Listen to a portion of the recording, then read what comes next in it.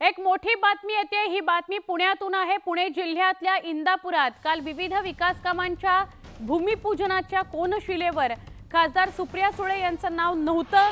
शरद पवार गट आणि अजित पवार गट त्यामुळे आमने सामने आले। त्यांच्यात राडा झालेला आहे।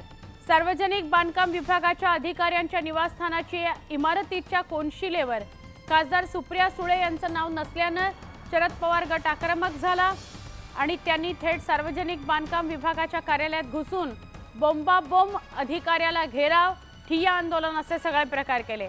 याच दरम्यान अजित पवार गटाचे आमदार दत्तात्रय भरणे, जिल्हाध्यक्ष प्रदीप गारटकर यांनी मोठ्या जमावाने एकत्र जमून भूमिपूजनाच्या ठिकाणी ते गेले।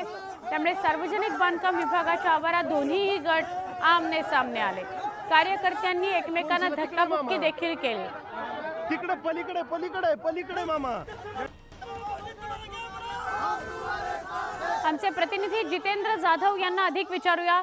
जितेंद्र, हा सगळा काय प्रकार आहे, कधी समोर आला, किती तणावाचं वातावरण होतं?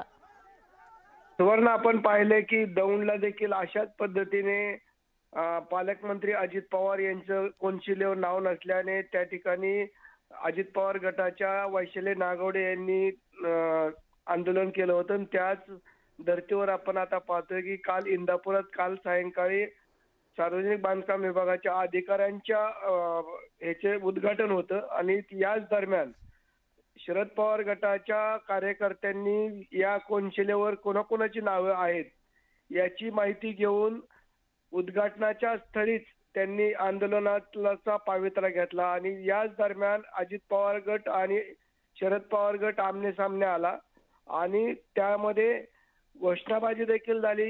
एका बाजूने शरद पवार जिंदाबाद, सुप्रिया सुळे जिंदाबाद, तर दुसऱ्या बाजूने अजित पवार जिंदाबाद अशा देखील घोषणा देण्यात आला आणि या गडबडीत कार्यकर्त्यांची एकमेकाला धक्काबुक्की देखील झाली आणि याच अशातच त्यांनी आमदार दत्तात्रय भरणे यांनी उद्घाटन देखील केले। परंतु नंतर दत्तात्रय भरणे यांनी देखील असं सांगितलं की पालकमंत्री अजित पवार यांचे देखील या कोनशिलेवर नाव राहिलेलं आहे आणि खासदार सुप्रिया सुळे यांचा देखील या इमारत उभी करण्यामध्ये सहभाग होता।